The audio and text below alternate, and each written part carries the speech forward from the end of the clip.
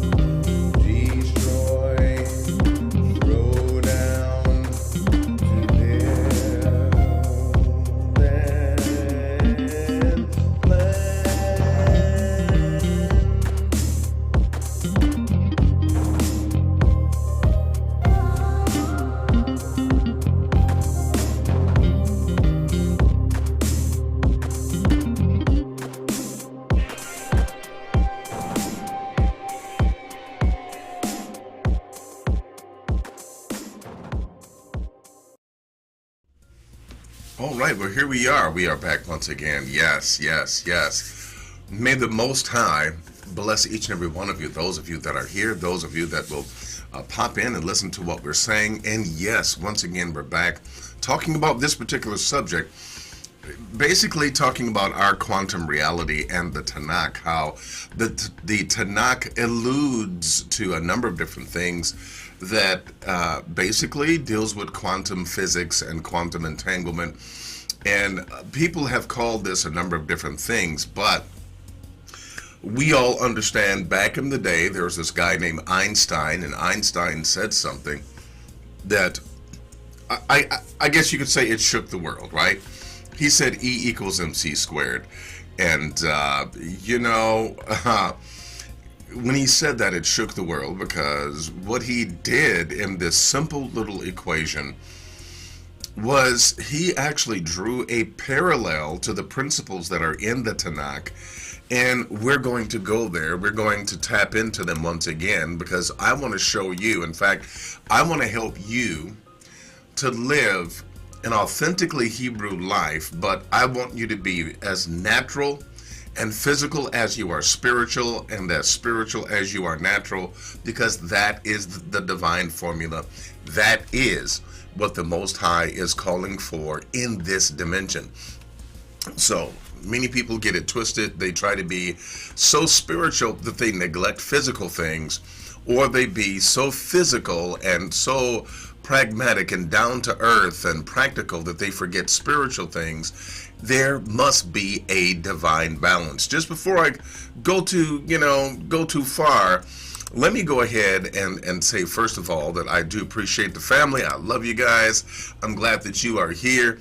And let me just give some shout outs. All praises to the Most High. Gotta shout you out, Most High. El Elyon. We thank you. We honor you for us being able to come here. But you know what? Let's see what family we have with us. We know that we have some watching that are not in the chat room. But hey, let's take a look at the chat room. And who was the one that turned the lights on? It was none other than Josh and Penny.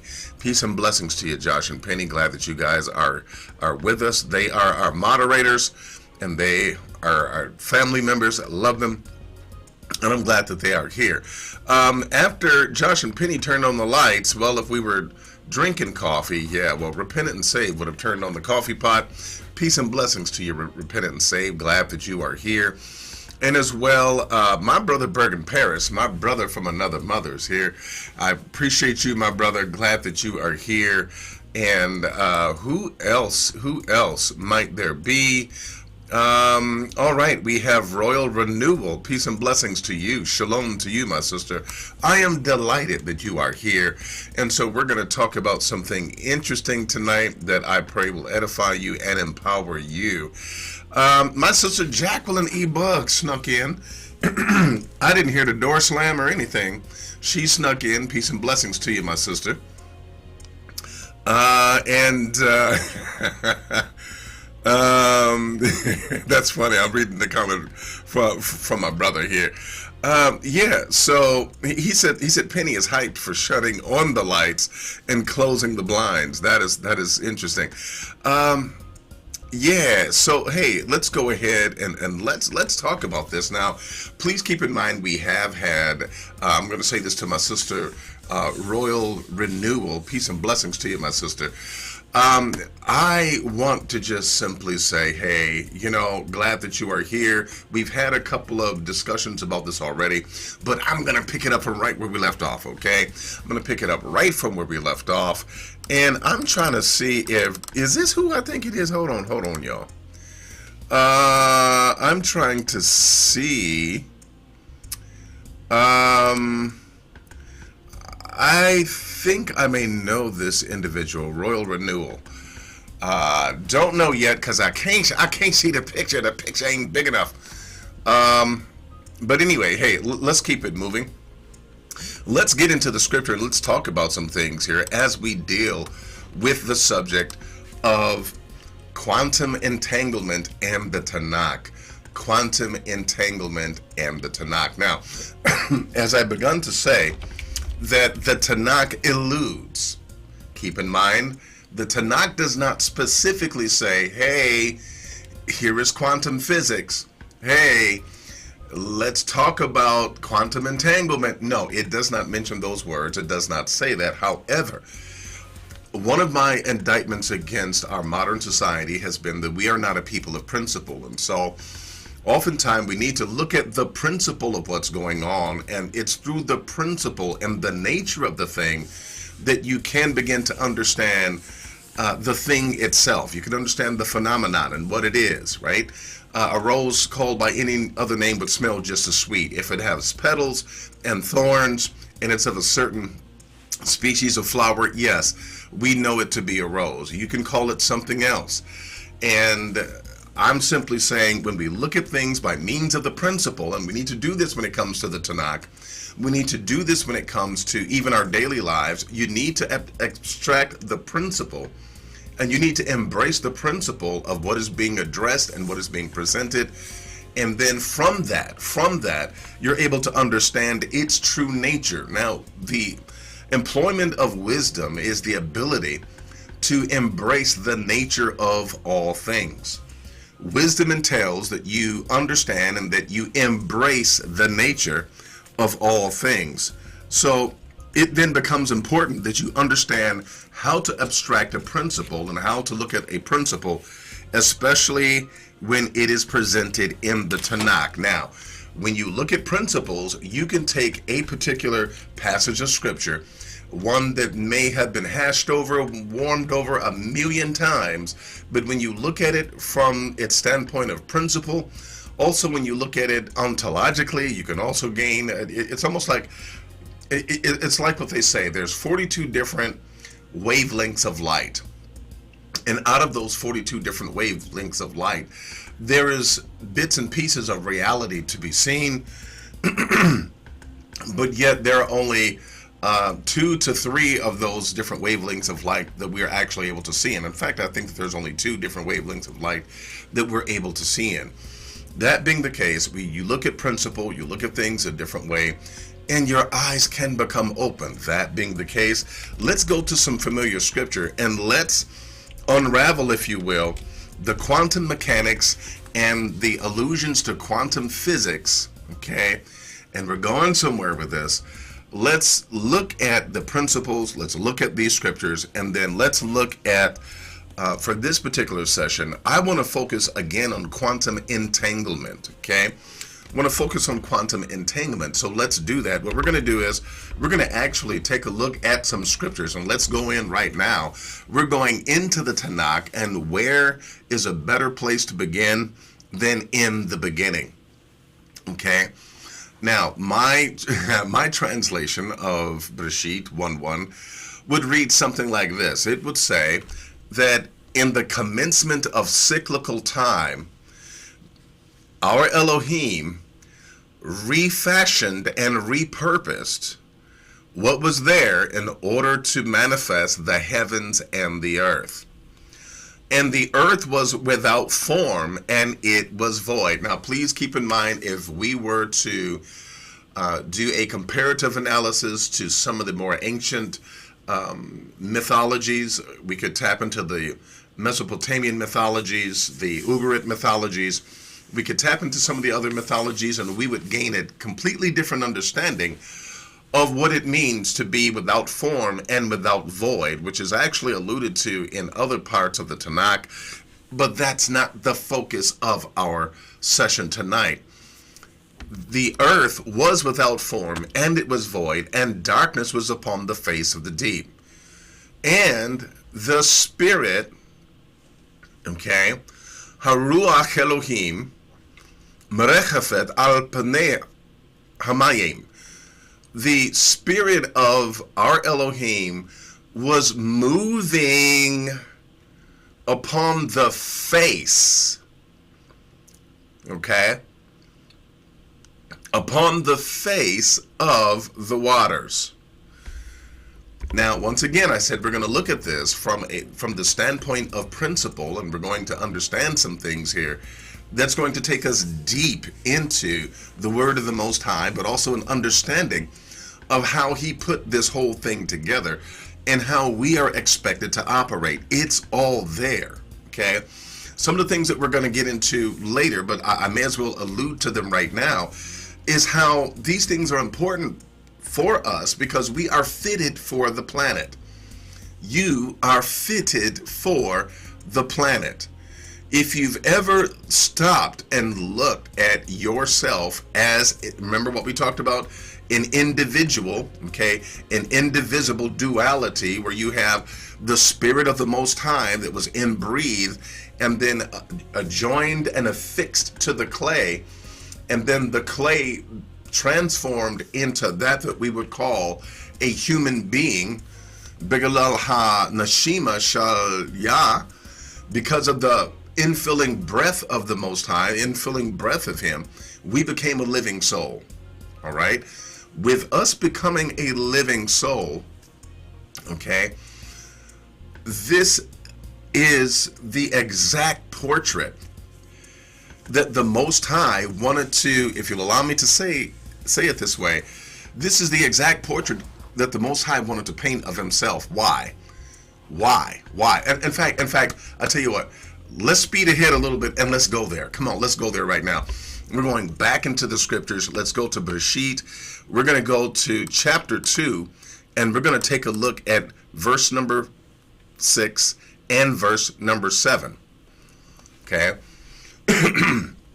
Look at verse number 6 here in Bereshit 2 and 6. It says, "But there went up from the midst of the earth and watered the whole face of the ground, and Yah Elohim formed Ha'adam of the dust of the ground, and breathed into his nostrils the breath of life, and Ha'adam became a living soul, a living nefesh." Now, what I'm telling you is this, is that there is a relationship between the first verse that I read and this verse that I have also read. I want you to see the similarities, I want you to see the principle, and I want you to see how the Most High works, okay?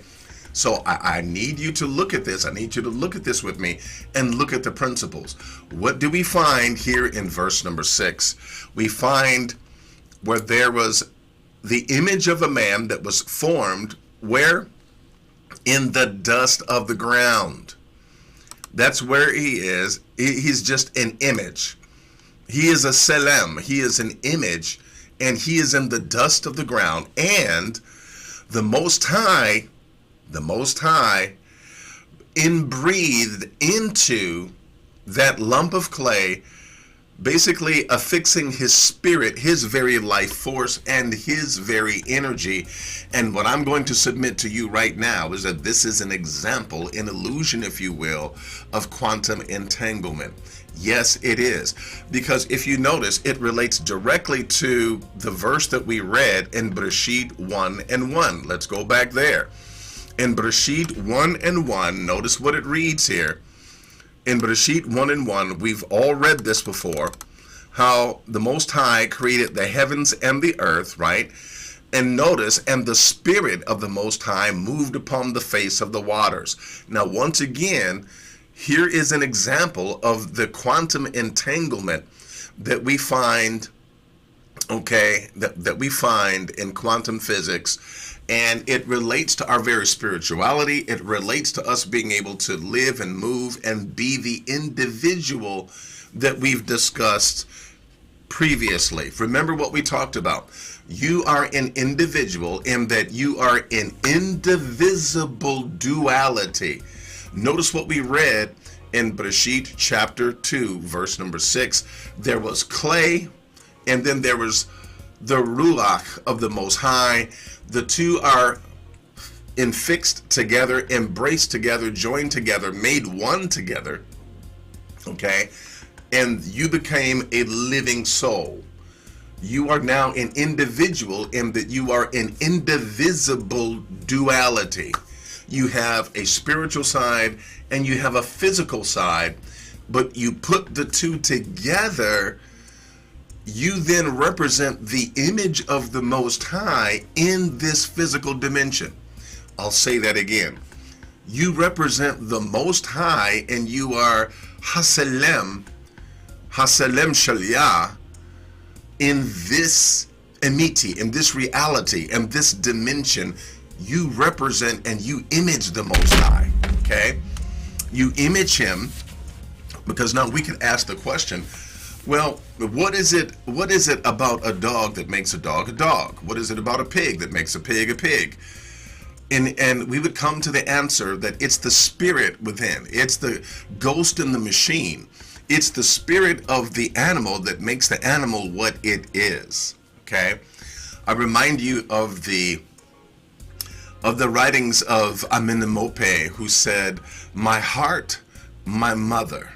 My heart, my mother." Man, first time I read that, I was floored. I was like, man, that's deep.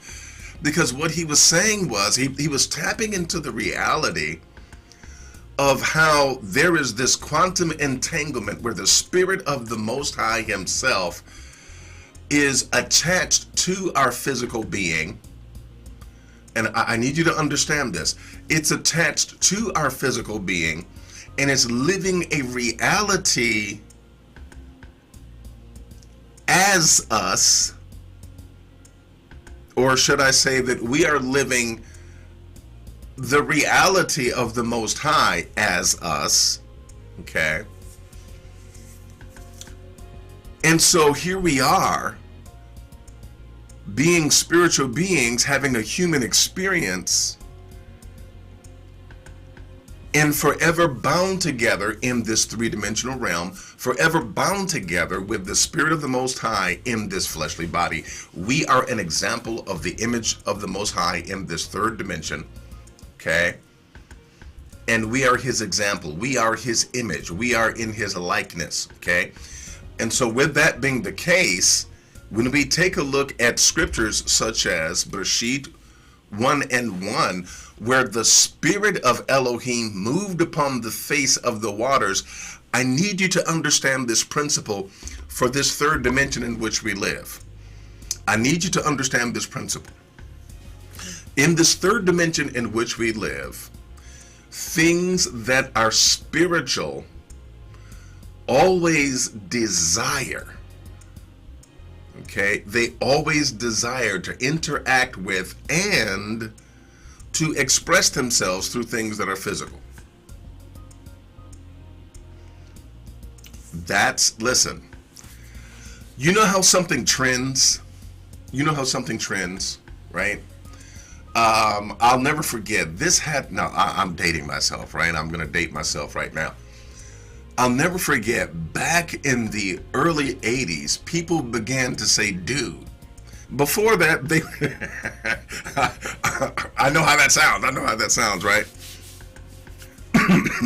But people began to say dude this, dude that. Before that, they weren't saying that, okay? They start saying, later on, when was it? It was like, man, I'm dating myself. Oh my goodness. But I remember when they started saying my bad. They didn't used to say my bad. It became a trend. And it's something that has become popular and accepted, okay? But when you take a look here, in fact, let's intervene here and let's just kind of like take a look at something, and let me show you where that spiritual attraction to express physically began to trend.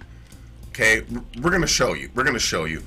Job 38 and verse 7. Notice what it reads here. And let me even give you some context. Let's go to verse number 4. Where were you, Job, when I laid the foundations of the earth? Now, here's what I want you to understand. Here's what I want you to see. I want you to understand that when we get to verse number 7 here, we're going to get a reaction from the B'nai Elohim of what they had just witnessed. Now, please keep in mind, in verse number 7, the B'nai Elohim, the angels, they were always there when the Most High was creating. They were always there. For those of you who get people who ask the question, well, when the Most High say, let us make man, who was he talking about? you know who that had to be. You know who that had to be. Well, wait a minute. No. He's talking to the B'nai Elohim, and he's speaking in the Hebrew in the cohortative tense. He's speaking in the cohortative tense, and I've given you this example. It's worth giving to you again. It's where a father says to, maybe to be politically correct, I should say, where a parent says to the family, hey, let's go get a pizza and let's go to the movie. They put everyone in the car. Nope, I like how I used to tell it before. Where a father says, hey, let's go get a pizza and a movie. And so the father puts everyone in the car. He drives them, after he locks up the house, he drives them to the pizza place. He pays for the pizza. He may let them order, but he pays for the pizza. Then he takes them to the movies if they don't have pizzas in the movie house like they do nowadays. And so, yeah, he may have a little drinky drink in the theater, right, like they do nowadays. But then after they watch the movie, he brings everyone back to the house, closes the door, locks it up, puts the alarm on, and says, didn't we have fun? We should do that again. When really, he was the one that did all the work. This is right. Listen, this is plain to be seen when you look at Bereshit, Genesis chapter 1, because after the Most High said, let us make man, yes, and then it says, and Elohim made man. So it's talking about the cohortative tense where they were observing. Now when we go to Job 38, we see what they were observing, okay?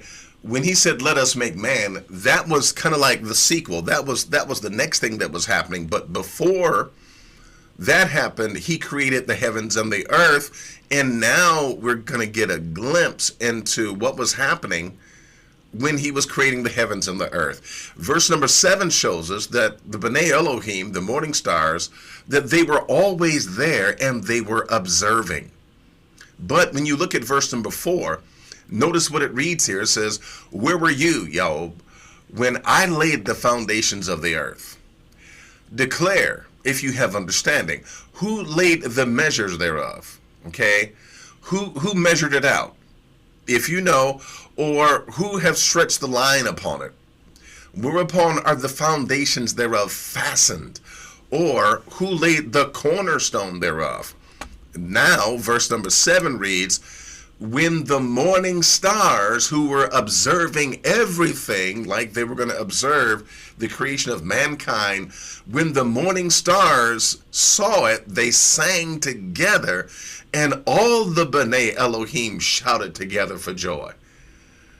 They shouted together for joy because there was a new trend, and the new trend that they were receiving evidence of over and over by everything that the Most High did, it was this new trend. The new trend where it was now not just spirituality, because remember what we said before, there was an eternal spiritual past. There was an eternal spirit, and our minds, our finite minds, may find it difficult to embrace that there was an eternity past, just as there's going to be an eternity future. Seems like we can handle the future, but an eternity past, like what happened, right? Well, the eternity past was interrupted by physical creation when the Most High decided to create this physical dimension. Let me break here, get something to drink, because hey, we're about to go in.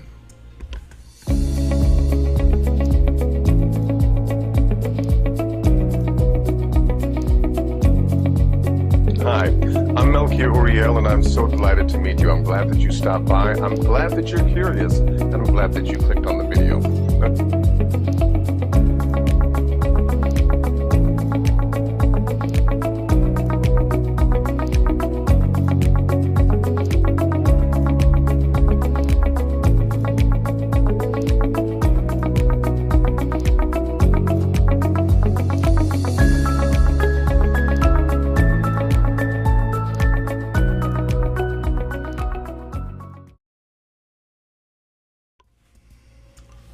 All right, we are back. Yes. So let's go in a little closer. Let's go in a little deeper. All right. So when there was once again the creation of this physical dimension, the B'nai Elohim were watching.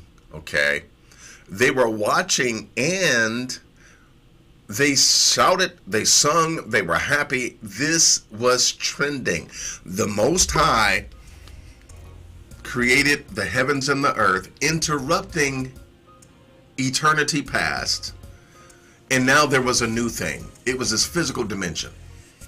And so the B'nai Elohim were amazed. Oh my goodness, there's this physical. Did you see that? Did you see him create? Did you see him create the physical? I mean, wow. He created the physical dimension just like that. And they're all talking about, oh man, I was there. Oh man, it was great. It was wonderful. But wait a minute. Notice now that even though this was something that began, okay, this is the beginning of something as well for our reality and for our existence. Well, what do you mean this is the beginning of something? Well, we alluded to it back in Genesis 1:1. The quantum entanglement, the entanglement of the divine energy of the Most High that is interwoven and enwrapped, engulfed, embraced by our physical existence. Okay? So the quantum entanglement is where you have this infinite power of the Most High, the infinite power of the Most High, that is attached to and empowering, but yet and still not overriding and overpowering the physical vessel that it's in. Here's where I tell you a story. I will not tell you the year because I've already dated myself, but I'll never forget. I was living in this apartment, and these people, They were from like Lithuania or something, or someplace like that. And I came home, and the guy, started speaking to the guy, and one day, it was a Saturday. Back then, I knew nothing about Shabbat. I knew nothing about, being Hebrew. But he says, you want some Slivovitz? You want some Slivovitz? I didn't know what slivovitz was. Okay. But he says, you want the slivovitz? You want some slivovitz? I'm like, hey, I don't know what it is, but I'll try it. So I, leave my front door, step right over into his apartment. And he says, yes, I give you slivovitz, right? He takes out this glass. And this bottle, clear liquid, kind of looked like, I don't know, maybe something like vodka, but it wasn't vodka. He pours this stuff in the glass, right? And he sets the glass down, and this stuff called slivovitz that I've never ever had in life, excuse me, I'm looking at it, and I'm telling you, I've never seen anything like this. The slivovitz was crawling up the glass. Now imagine someone pours you something in a glass, and this liquid is climbing up the glass all by itself, right? And I'm looking at this stuff and I'm saying, this got to be some power. this got to be some strong stuff, right?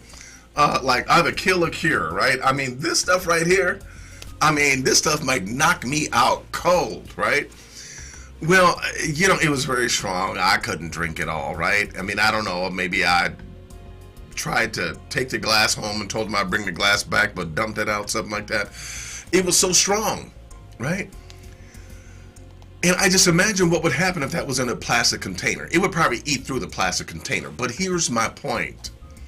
The Most High, being ever powerful, being all that there is, all power, knows how to throttle back the power, if you will, so that he does not destroy the vessel or in any other way otherwise interact with the vessel that would be, non-productive, anticlimactic.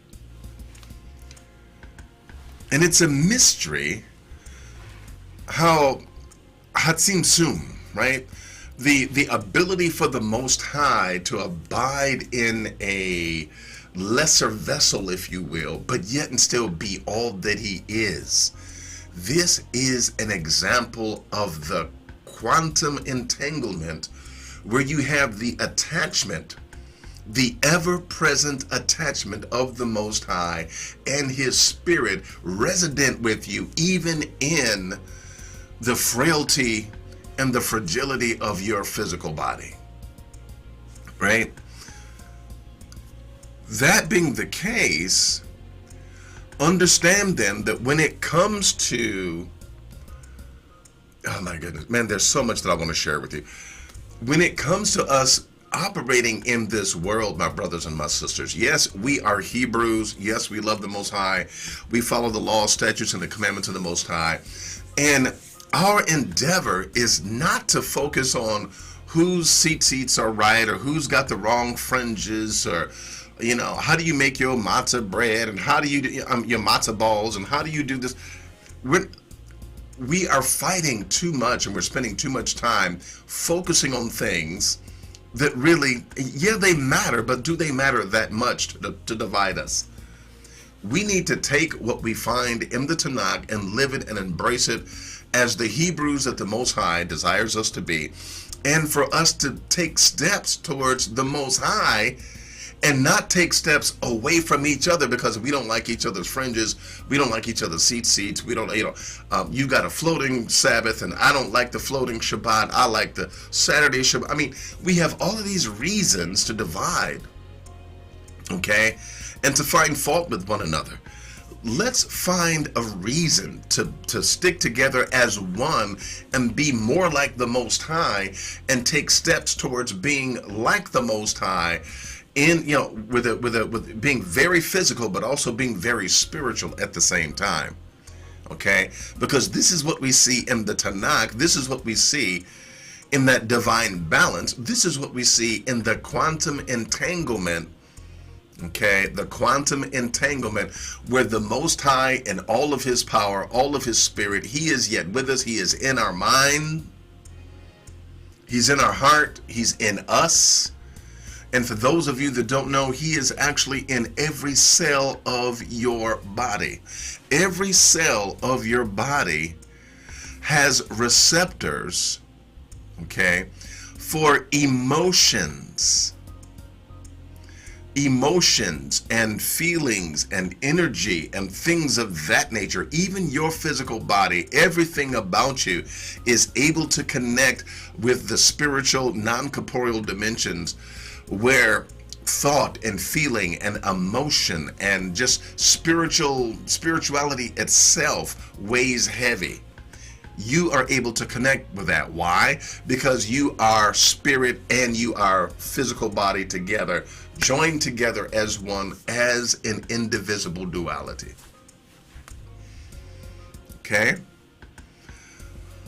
So let me tell you this, because this gives you an example, excuse me. This will give you an example of what I'm talking about by means of the quantum entanglement. Many of you have heard of the double slit experiment. I know some of you have, at least. The double slit experiment, what is that? Okay. It deals with light. It deals with the little particles of light. So here's what they did. They took two slits. They took let's say a piece of cardboard or material, whatever it is, and they took two slits and they cut them. Okay, they made a slice in this material, and then they shot these beams of light. Just shine light through it, right? The photons went through these slits, and as you might imagine, they would accumulate, just like you throw a ball through a window and it hits a wall. They would accumulate, okay, in that pattern where you see them, just like you threw them through the slits. Okay? But wait a minute.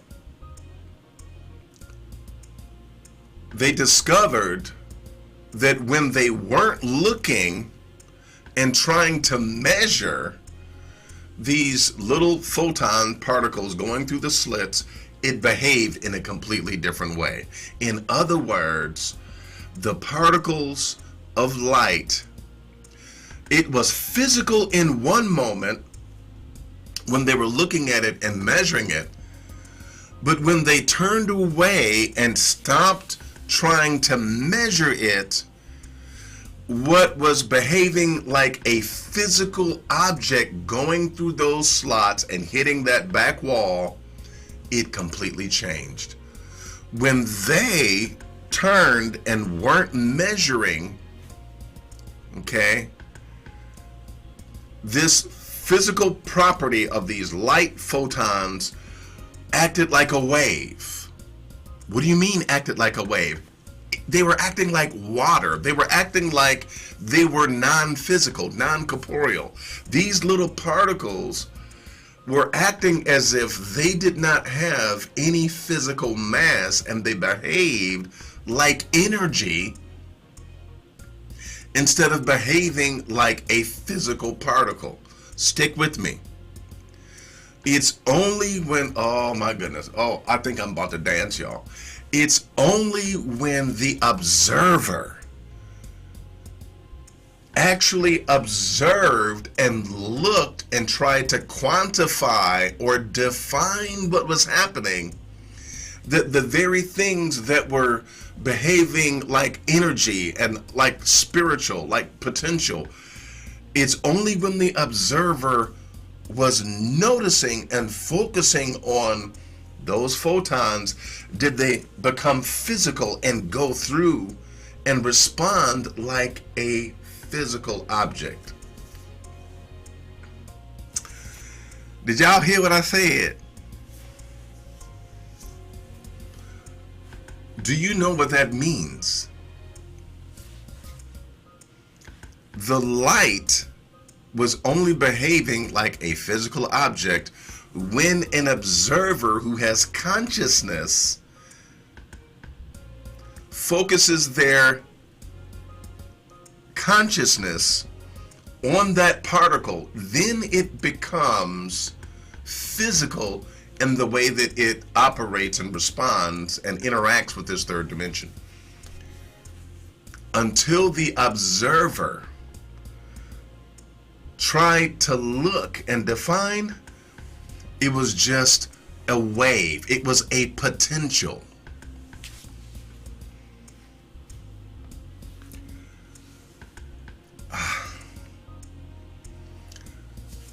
We have much to do with our physical reality and truly whether the glass is half empty or half full. You do. You have so much to do with that, because what the double slit experiment says, is, hey, all around you is the divine potential of creation. Excuse me. The very Elohim within you that inbreathed his breath into you is still in there and can still speak life and function and form to the stuff around that's just potential.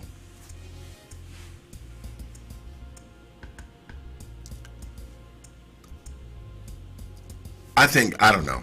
Maybe I should just take another quick little break and get something to drink, and we come back and talk about this some more. I'm getting ready to bust. There are increasing numbers of Hebrew Israelites all over the world, from Asia to Africa, from Mexico to Germany. There are Hebrew Israelites that are coming together as a nation and as a family, and you are needed. You are needed to take your place as the educator of your families, your sons, your daughters. So we want you to enroll in Navi Beit University so that you can take your place in the kingdom. Now is the time to prepare to create Hebraically centered scholarly materials to educate others, to teach your family, to teach your sons, your daughters, to teach the young, to teach the old, and to bring them into the knowledge of the Most High. The Most High is gathering us together as He has promised. So enroll in Navi Beit University, connect with the administrator and the registrars, and enroll today for just $35 for a bachelor's per month, or $45 for a master's, or even enroll in the doctorate's program. You can get a degree with a Hebraic focus at Navi Beit University. Hebraic education, undergraduate, graduate, and specialty courses.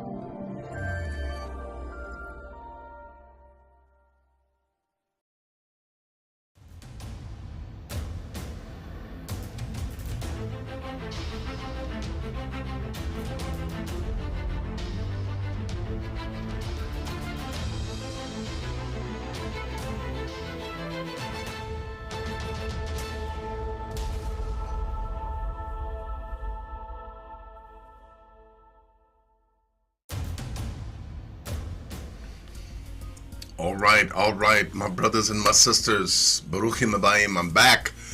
So, I'm trying to contain myself, because as we take this to the next level, and there is a next level, there is a next step, and in this next step, you will be so empowered, my brothers and my sisters. Because here's what I want to interject you with before I shut this down for questions, because I can't give you everything in one night. You need to digest what it is that we've already discussed. You need to embrace it, you need to think about it, and you need to make it yours, okay? But the next step of this, oh man, and I've got some exercises for you. Oh, listen, I'm just so excited. I'm excited for what's going to be. I'm excited for what's developing. The key to the double slit experiment is the observer. Please understand, it is let me put it to you this way, it is the affixation of consciousness onto this manifestation, if you will, that makes that light particle stop acting like a wave, stop being potential, and I could be here, I could be there. No, the focused attention of the observer is what triggers that particular particle that wants to act like a wave when no one's looking, wants to act just like energy. And in essence, what is really happening is it is waiting for someone to define it. It's waiting for someone. Physical creation at its basest level of subatomic particles is waiting for the observer to apply consciousness. My goodness, we're going to talk about it. I'm excited. It's waiting for the individual to apply consciousness to the equation so that it can decide where it is and what it's going to be. Until then, it is just a wave waiting for the B'nai Elohim, the sons of the Most High, waiting for us to decide where it is to show up. And we find this interconnection all throughout the Tanakh. From Bereshit 1:1, where the Spirit of the Most High was moving upon the face of the water, that divine entanglement where the Spirit of the Most High that undergirds every particle, everything that exists, where that quantum entanglement is there so that the Most High himself can control and pull out of whatever it is that he wants to be. He can pull it out and call it and focus and speak and interject intention, because at that particular point, the Most High was the only observer. Well, I mean, of course, the B'nai Elohim were there, but he was the dominating observer that could speak into the potential of what was there, and then, boom, it would be. You have the same ability, you have the same power, you have the same stuff, but you don't have the same know-how. We're going to take a break, and then I'm going to open it up for questions. Yes, we're going to take a break, and I'm going to open it up for questions, and we're going to talk about it. Yeah.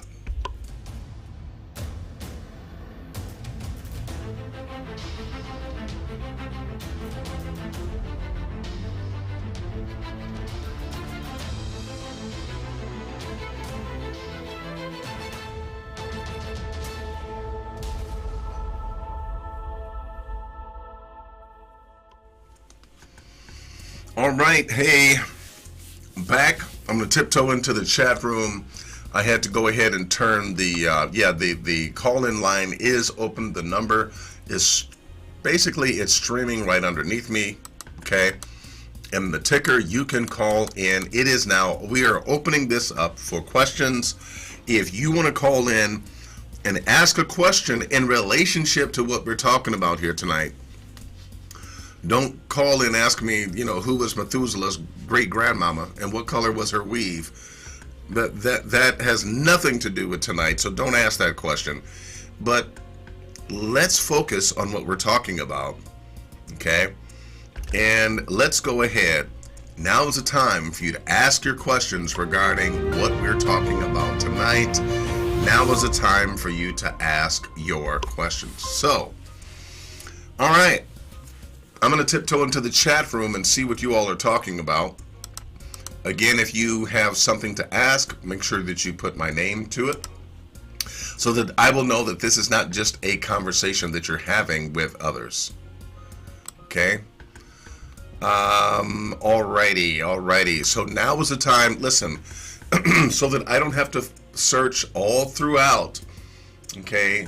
So that I don't have to search all the way back to the beginning. Please restate your question. If you have a question for me, now is the time to restate it, and I will address it Again, the call-in line is open. So let's go ahead. I'm waiting. I'm waiting, y'all. I'm waiting. Come on with it.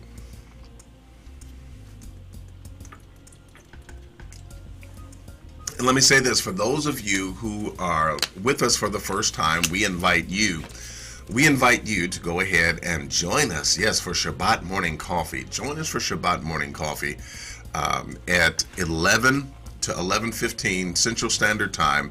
This is when we try to hop on between that window, that 15-minute window of time. We try to hop on then, and we have a ball together as a family, and we invite you to join us, okay? As I take a look here, I do not see a question being presented to me. Again, I'm asking because I'm trying not to scroll all the way back up through to the top. If you have a question for me, please represent your question.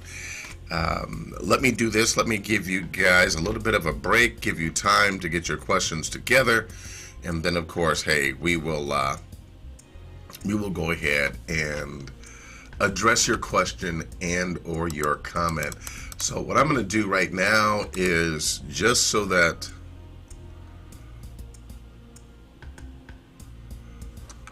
okay, my sister says that she can't repost her question.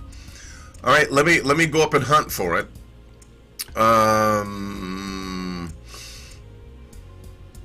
Okay, oh, wait a minute. Whoa, which one is this? Okay, wait a minute.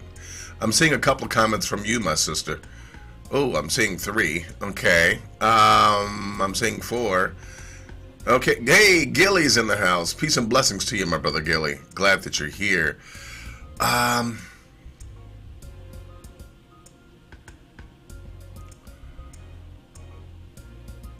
Okay, I am... Okay, I'm see, I got to search, and now I don't know which one is the first one until I go all the way back to the very beginning. And so let me just do this.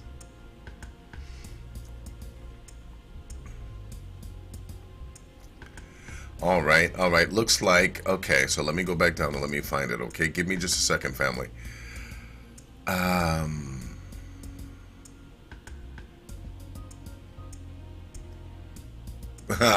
Actually, the first question came from Josh and Penny. It says, shouldn't Job be asking the Most High this question? I mean, yeah, it is a question that the Most High would definitely know, right? Because he was the one there. Job wasn't there. Okay, so yeah, it seems as if definitely. I mean, that's why the Most High could give the response and give the narrative that he did, because he was there. He's the one that tells us that the morning stars shouted together for joy and that they were present. So you're right. He would be the one to answer the questions. Let me go down to the first question that my sister Repentant and Saved asked, or at least the first section of her question. Okay. So here it is. She says, I believe the so-called planets in the sky are just lights above the firmament that flicker when you look through the telescope. They kind of have a ripple effect like water. Now, the interesting thing of it is, there has been actual video that they have documented where something looked like it was going through something like a planet. Now, I know it's controversial. I know it's, people say, well, no, this isn't a flat earth. This is a global earth. But for those who embrace the flat earth and the understanding that there are waters above the firmament, that would make perfect sense. And that there are things out there that are, in fact, someone actually did an experiment where they created a bubble in water that really did look like a planet. Because when we look, okay, please humor me if you will. When we look through, let's say that there is a firmament, that this is a flat earth, and that the scriptures are true, that there really is waters above the firmament. When we look through it, right, as this person did the experiment, it looked like a real planet glowing up in the sky, but it was actually a bubble, if you will, that something could fly through. And I'm telling you, the guy actually created something like this. He did this in the lab, and it was very convincing, okay?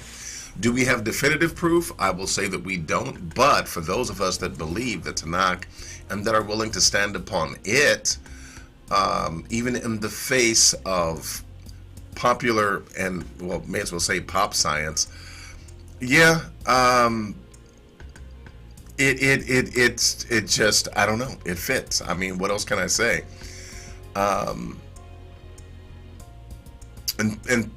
Man, see now I want to get into that, but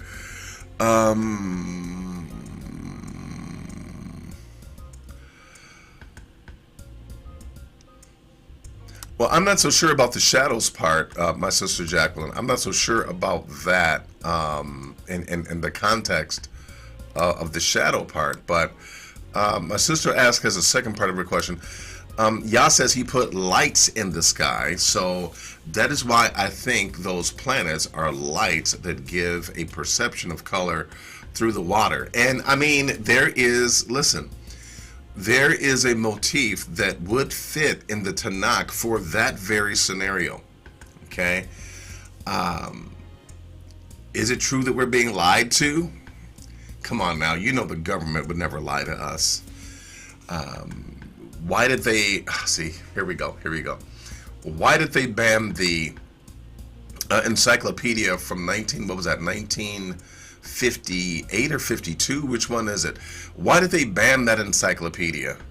And why did they change it? Because it actually spoke about the firmament, right? Also, my sister says, much like we perceive the water to be blue, but from where would such a color come from? When we hold the water in our hand, it takes the shape and form and color of the object. Very true. So with that, okay, and she also says this. So I wonder if those lights in the sky that Yah has placed in the firmament give a color through the water beneath the firmament. Well, I think that that's definitely feasible. However, I think that like from this experiment that the gentleman actually created, the quote-unquote bubbles, if you will, they were also illuminated. Now, exactly how we did that, I'll be honest with you, I don't know. I don't know if it was just light refracting or if there was something else going on. I don't know, okay? But it does definitely make sense for it to be, again, an expanse, and for there to be these bubbles, if you will. And I'm just simply saying, based upon the experiment that I saw and the evidence that I saw, it would seem to be somewhat feasible that you could have something like that. And it's just one of those things, that, you know, we're gonna know once the blinders come off and once all the deception has been put down. We are then going to know. My sister Jacqueline says, much like we perceive the water to be blue, but from where would such a color? Yeah, I read that already. Where would color come from when we hold that object? Yeah. Yeah. Thank you. And so, one of the things that we have to our advantage in a firmament kind of a scenario, you have the actual sun that would actually exist within our atmosphere, okay? And so that would make it easy to behold like a blue background to the sky, because you have the light from given in our location, you have the light actually going up and out, right? And it's shining underneath the firmament. And so yeah, we could have those colors. We could see, the blue, so forth and so on. But where does it come from in the stars? Well, hey, that I don't know. Okay, I would have to go back to that experiment and see exactly what's going on with that. Do we have any more questions or comments? Any more questions or comments? Any more questions or comments? Excuse me. Okay. One of the things I want to just simply say, for those of you that are here, please understand that we are on the pursuit of embracing a greater level of spirituality and likeness of the Most High. Okay?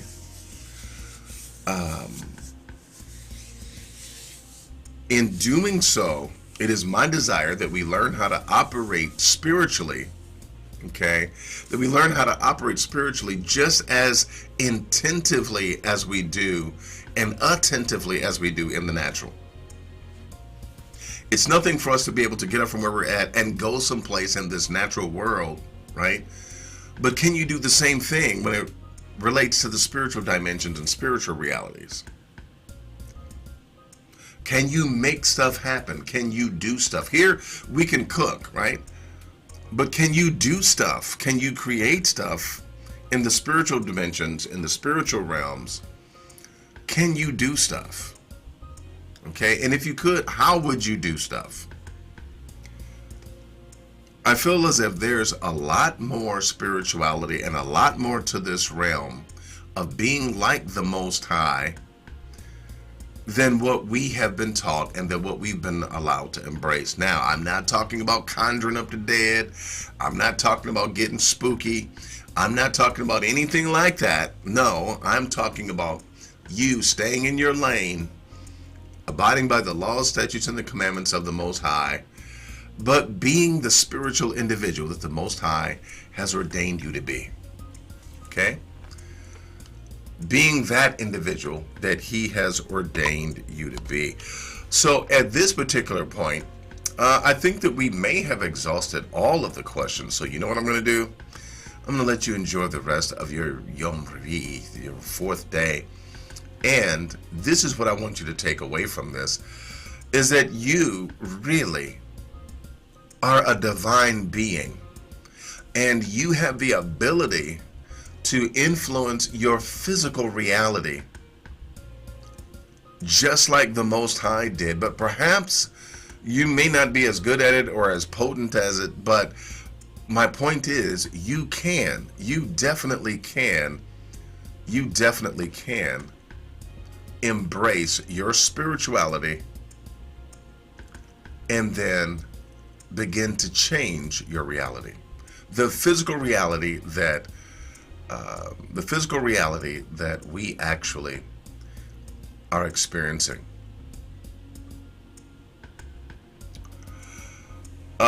Okay, so I'm gonna get both of these comments here. Okay, so my sister says, should we learn more occultic terminologies because our enemies hid our former talents against us? And when the Sibyls were here, they used magic.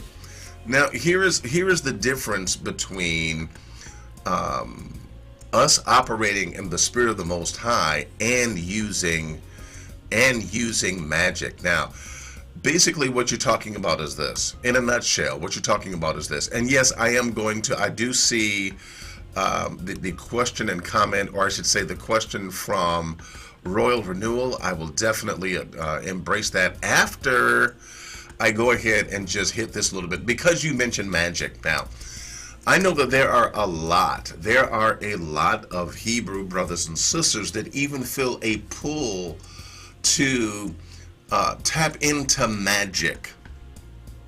Okay?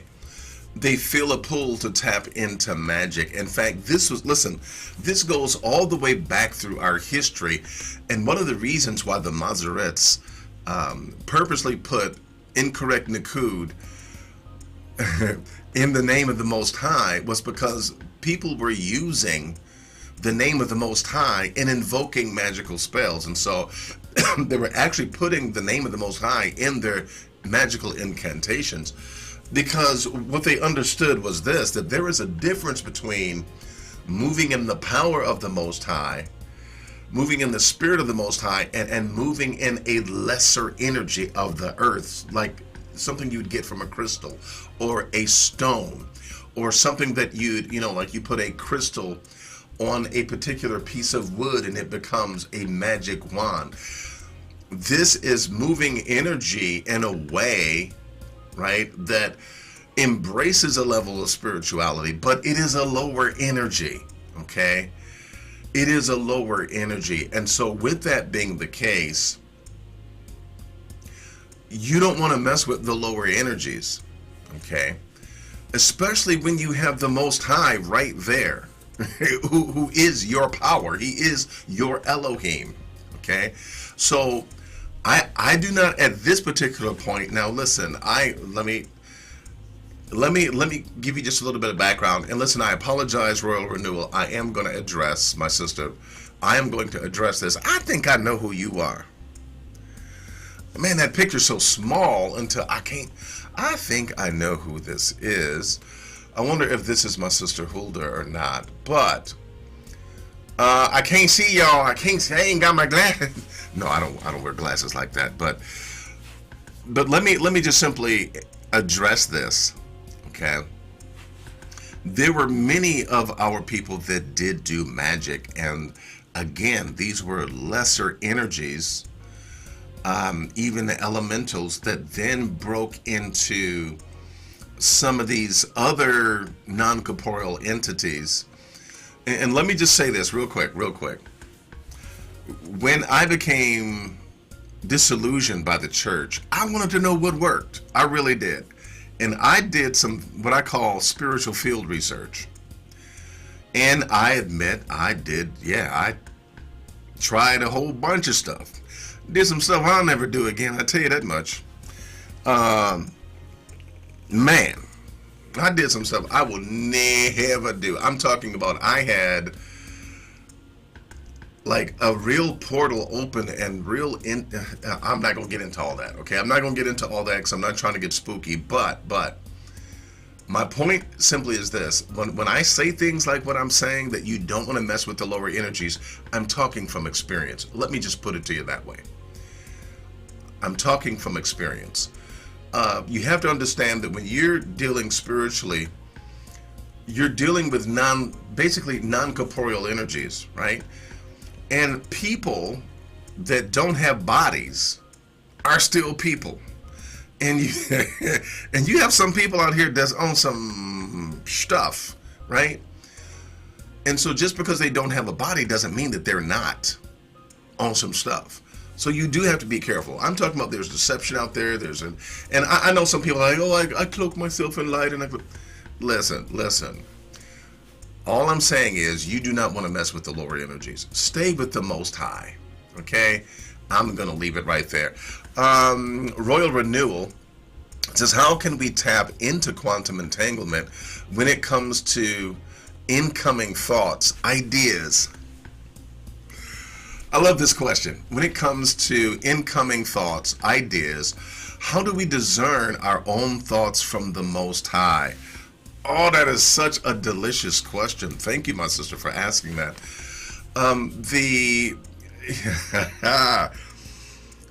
Okay, so I learned something when I was looking at some of the teachings of Carl Gustav Jung. And, man, there's this wonderful book. Excuse me.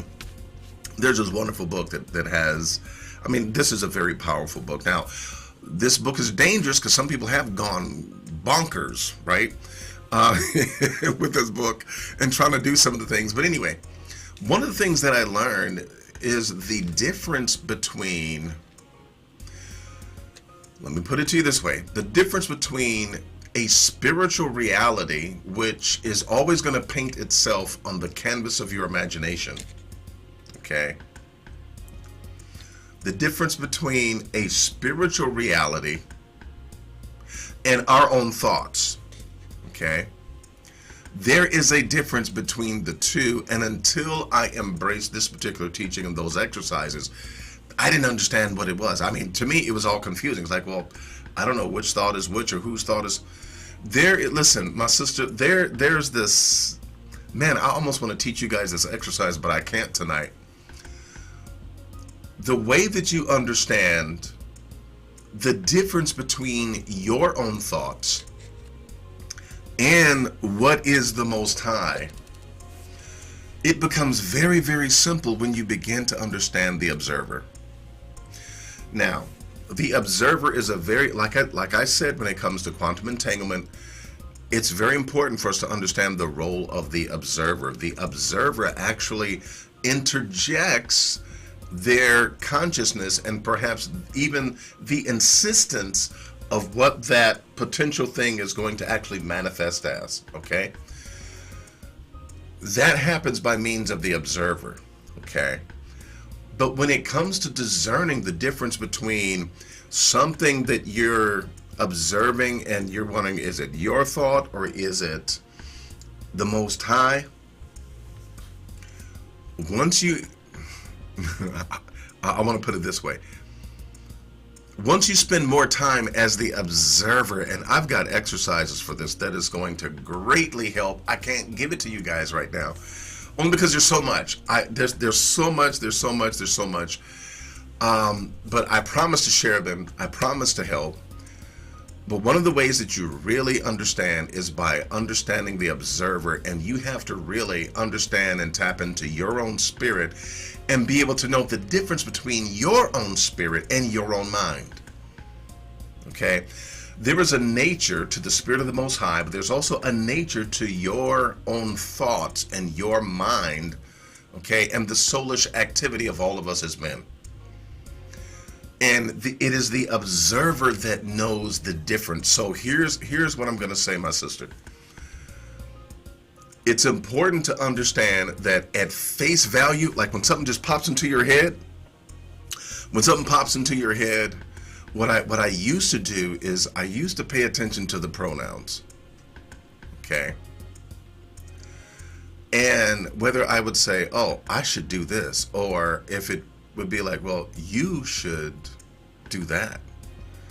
I used to pay attention to the pronouns before I really began to embrace my role as the observer. Okay. So the difference between, and I'm sorry if I'm taking a long time to answer this, but this is meticulous, and this is spiritual stuff, and this is important stuff, and this is when you actually understand that the Spirit of the Most High is in and around and with you and so forth and so on. Please keep in mind, it is the observer that interacts with this spiritual realm and causes things to become a spiritual reality, if you will. Think about it this way. When the Most High asked the question to Yirmiyahu, he said, Jeremiah, what do you see? Now, again, the Most High is talking to the observer, okay? And he wants to know, what is this prophet observing? What are you seeing? In other words, how is this hitting your spirit? What is your perception of this? And so then Jeremiah would say, well, I see 2 baskets of figs. I see, And the Most High says, yeah, okay, you are seeing correctly. Now, our ancestors would actually take us through exercises. There's one exercise where they would have to stare at a tree, and so the instructor would say, well, okay, what do you see, right? And some of the younger people that didn't know what they were going to see would make up stuff. Oh, I see an antelope, I see a deer coming out of the tree, and they just started making up stuff. But when they really did see the right thing, they would tell the instructor and they'd say, now you got it. When the Most High asked Jeremiah, he said, what do you see? And he says, well, I see 2 baskets of figs, and one's, bad and one's good. And the Most High uses our imagination, and he uses thoughts, right, to communicate with us. Now, we communicated with you before how that sometimes when we can't hear the Most High in our dreams, he will give us dreams and he'll seal our instructions and so forth and so on, right? But he's using the canvas of your imagination, and he's using your thoughts, and he's painting upon the canvas of your imagination the reality of what he wants you to see, but you still have to perceive it. And it always comes back to the observer and where the observer is. Now that I've said all that, you ask this question. You says, how can we tap into quantum entanglement when it comes to incoming thoughts and ideas? How do we discern our own thoughts from that of the Most High? There is listen, when you are the observer, this is what you will discover, okay? There is a character, there is a nature to the voice of the Most High that is distinct, that is as sure and solid. And it is when you have embraced your own inner observer, okay, what we may call your spirit man, it becomes very simple to see. So this is what I'm going to say to you, and I apologize, this is a long answer, because it's such a meticulous art, if you will. What I'm really saying has to be, there's exercises that you can do, but it has to be caught. It's something that you've got to catch on to. Okay? I'm gonna give you this, okay? It's true that you have to be the observer. There is a definite nature, if you will, to the very spirit of the Most High, okay? But also the Most High is not going to violate his word. He's not going to violate. And I understand you may be asking this question in relationship to, well, I mean, this is not about, should I, marry a goat or something? I mean, no. I mean, I'm not talking about anything that's going to violate the word of the Most High. Just in those other areas where it could be the Most High talking to you, or it could not be the Most High talking to you. That's where I'm talking about. It's the observer that's going to make all the difference in the world. And if I were to give you a simple answer, I would say, one, you're going to have to really peel away some of the outer layers. You really do. You got to peel away the outer layers, okay? In the ancient Hebraic practice, the prophets practice something called H2H, which is that process of seclusion and pulling themselves away so that they can hear. And what I'm styling it as, they pull themselves away so that they can focus on being the observer. Okay? And many of us, we don't slow down long enough. We're too entangled with everything that happens. We're busy doing this, busy doing that. Number of different thoughts running through our minds. When you embrace the role of the observer, you are able to hear the voice of the Most High so much easier. So much easier. And your question, I love your question. It is a delicious question, my sister. But it's so deep until it would take me... That's really a course. It really is. That is really a course, my sister. I would say this. Can I give you a simple answer? Let me just stop here for a second.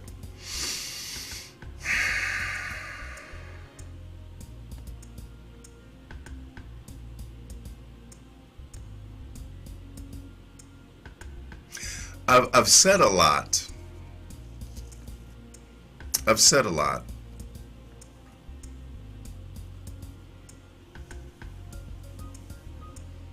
I've said a lot. But for the sake of clarity, because that is such a deep, it's a delicious question, but it's a deep question that would take me time to answer more accurately and to help you along in this area. I'm going to put something together that would deal with that question more more succinctly and just give you, see, but man, there's things that you would have to do, and I'm trying to see how I can help you and not give you an encyclopedia's worth of it's difficult for me because I want to help. I want to help. And I would say this too, understanding the nature of thoughts, that really helped me. Because when I was even developing some of these processes and techniques, one of the things that I was confronted with was thought management, and how we are not the managers of our own thoughts. Many times we're reactionary instead of being proactive and being the ones that are really being the adult in the room, or the master. You know what the scripture says: he that has no rule over his spirit is like a city without walls. And it's like thought management was really huge for me. Understanding the nature of thoughts is very important, because nature abhors a vacuum, and you can't get rid of a thought. You have to replace it with another. Okay, you have to replace it with another. Which is why when an individual feels like they're under spiritual attack, when they begin to praise, when they begin to magnify the Most High, it literally changes the atmosphere, and it changes their spiritual trajectory, if you will, because they have now focused on the Most High, and now they are literally in feeling and changing things just simply through their praise. I apologize, my sister. I feel like I did not do your question justice, though I did say a lot, because it is so detailed, and it is,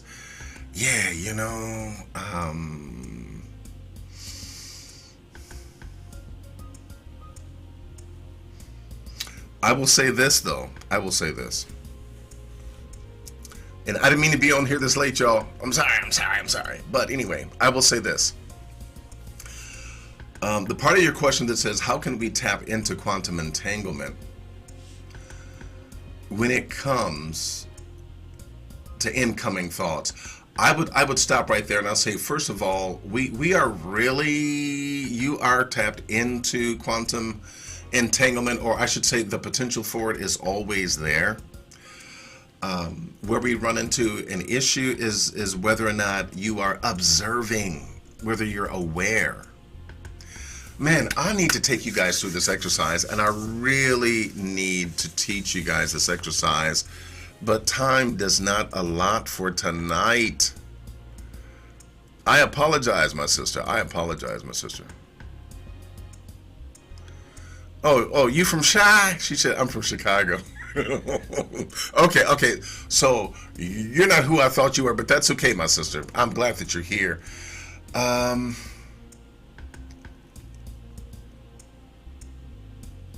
Okay, so my sister Jacqueline asked me, she says, well, so do you know Kabbalah? She says, my uncle did. He said he used it to help other people. Kabbalah, as you know, is Jewish mysticism, and Jewish mysticism,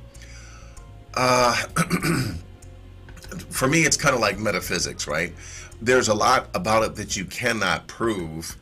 It's just there. Some of it is very fanciful.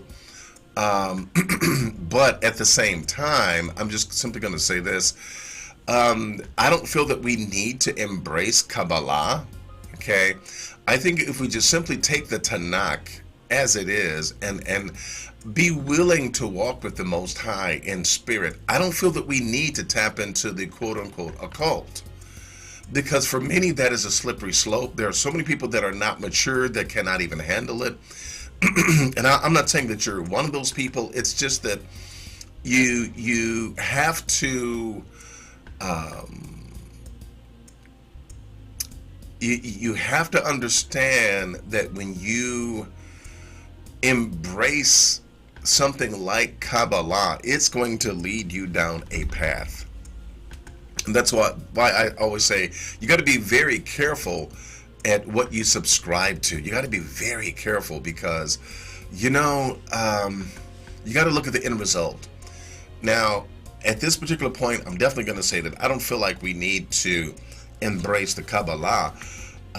Though there are some principles that I will teach and that I practice that somebody might say, "Oh, see, um, that's something like Kabbalah." Well, no, I'm not. I don't study Kabbalah. I don't. It's not something that I would say that we need to do, because if you're going to do Kabbalah, then you may as well do other forms of magic. That's the way I feel about it, because it will it will open up the door for such things, and we don't need to do. Listen, just like I read the scripture last week where we talked about how the Most High said, hey, when it comes to dealing with the dead, shouldn't you deal with the Most High and let the Most High direct all that, rather than trying to conjure up somebody. It's just one of those things. It's just one of those things that we have to be very careful in making sure that we are abiding by and pleasing the Most High. He has everything for us in the Tanakh. We don't need the Kabbalah. We don't need the occult. We don't need anything like that. It is just simply there. And you need a teacher that will bring those things out of the Tanakh and that will lead you down that path without endangering your spirituality and without endangering your soul. Okay? And I by no means would endanger you in those areas.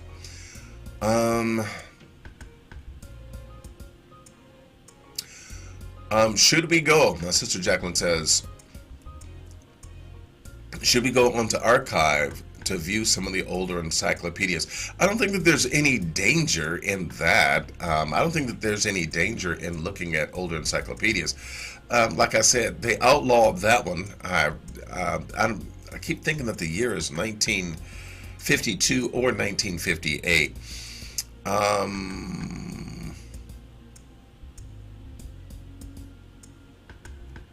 Well, thank you, my sister Royal Renewal. She says, I'll be back to listen in. And thank you. She says, no apologies needed. Thank you, my sister. I feel better. Yeah, good scripture, my brother Burton Paris. Regard not them that has familiar spirits, neither seek ye wizards to be defiled by them. I am Yah Elohim. And see, the Most High is saying, I'm all that you need. Do you want to go on a spiritual journey? Do you want to be spiritually deeper than you are? I'm all that you need. Okay? You don't need others. So, once again, I want to say thank you to each and every one of you. My sister Repentant and Saved says thank you. And, all right. So listen, here's what I think we're going to do. I apologize for the long answer, but hey, it's a good subject. And I pray that my sister comes back, Royal Renewal. I pray that she comes back and be a part, and just get, let me answer some more. Let's get into it. This is a journey. It's not a sprint. It's a journey. And so we're on this path together. And man, there's so many good things in this, and we're going to experience them together. We're going to do exercises together. Excuse me. And you are going to see the spiritual and mental growth. You're going to see the spiritual and mental growth that is nothing less than amazing. Okay? So, may the Most High bless you. May the Most High keep you. I'm Melchior Uriel, and if you are watching this channel for the first time, please understand that yes, that while we are truly Yah only, we do love the Most High, and we abide by the law, statutes, and the commandments of the Most High. We love Him, and so we allow Him to prescribe what righteousness is, and we follow what He says, and in that, we rejoice. I say to each and every one of you, be blessed of the Most High. Remember that the Most High is not angry with us, and He is yet keeping us and watching over us. I pray that the Most High make His face to shine upon you, that He keep you, that He protect you, that He be all that you need. He is your strength and your salvation and your righteousness. We abide under the shadow of the Almighty, and we dwell in the secret place of the Most High. May the Most High bless you and keep you. Until next time, Yah willing, we will be back. So may the Most High bless you, may He keep you, and we will see you soon.